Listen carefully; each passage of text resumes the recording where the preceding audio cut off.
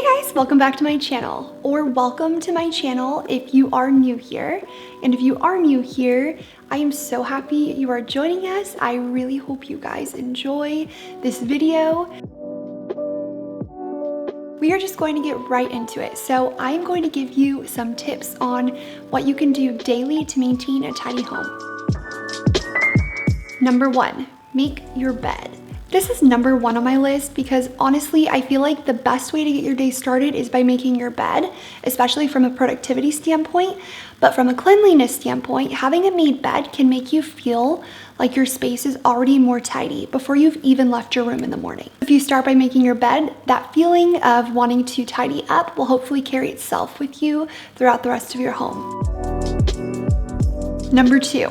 Have a no shoes allowed in the house rule. I feel like this one might be a little controversial, so if you do wear shoes inside your home, please don't come at me.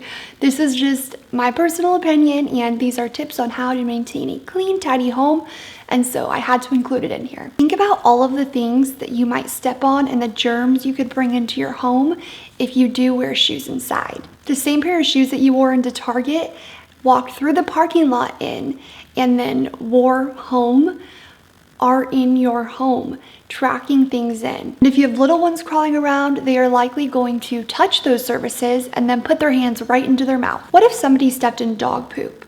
It may look like they cleaned their shoes and the dog poop's all gone, but chances are there's still some traces of it.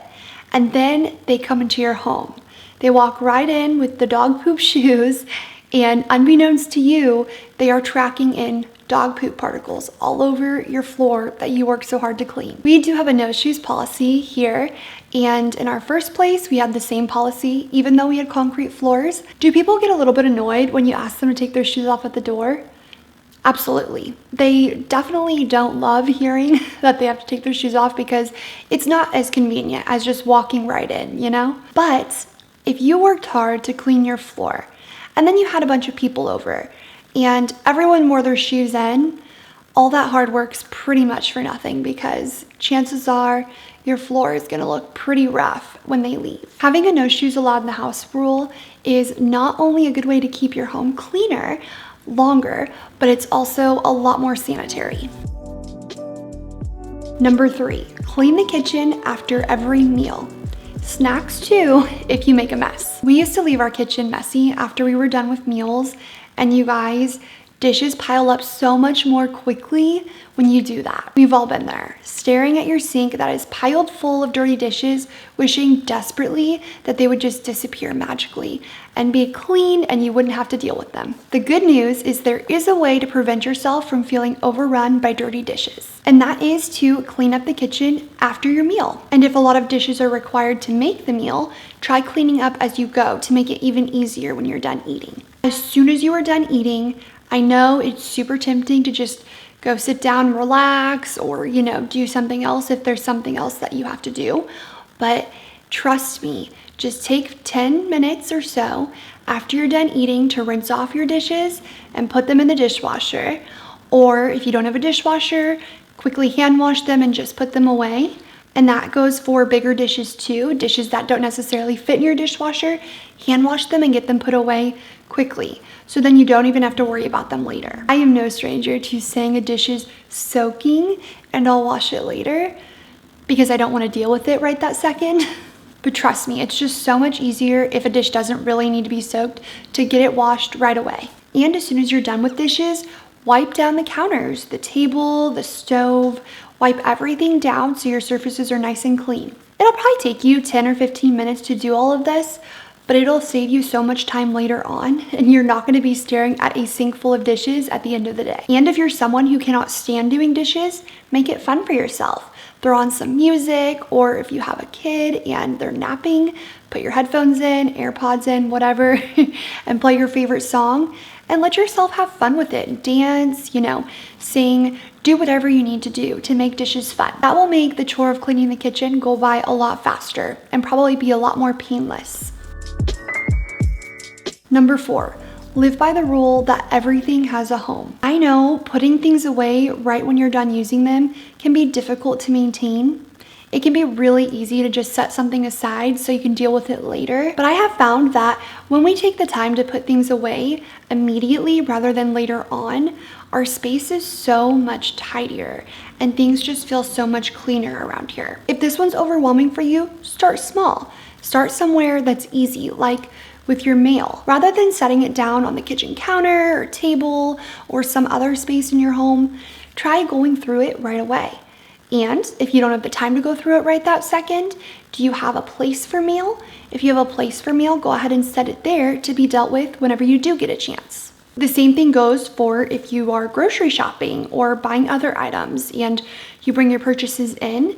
It's best to just put them away as soon as you get in and not wait until later on. Because if you leave that stuff out, it'll be a lot easier to start leaving other stuff out. And then that's when we start to feel overrun by clutter. And if you have kids and you feel like you're overrun by their toys and your biggest problem is being cluttered with toys, try to find bins or furniture with storage around you, maybe in your living room or other rooms that you're in often, to store their toys. That way, their toys are still able to be easily accessible, but also easy to put away. And if you're worried that they're gonna get bored of those toys that you have stored in the living room or your sitting room, wherever you hang out most often as a family, then do toy rotation. Every now and then, every couple weeks, just go through their room and swap out the toys that are in those bins for other toys. And then they kind of feel like they have new toys to play with, even though they're the same toys that they've always had. It's just they've been rotated in and they haven't played with them in a while, so they're new and exciting. But at the same time, they can be put away just as easily when they're done playing with them. Next time you go to set something down on your counter, ask yourself, is there a better place for this item to go? And if the answer is yes, then maybe try putting it there and keep that pattern going. Doing this throughout the day will hopefully lead to your home feeling a lot more tidy. Number 5.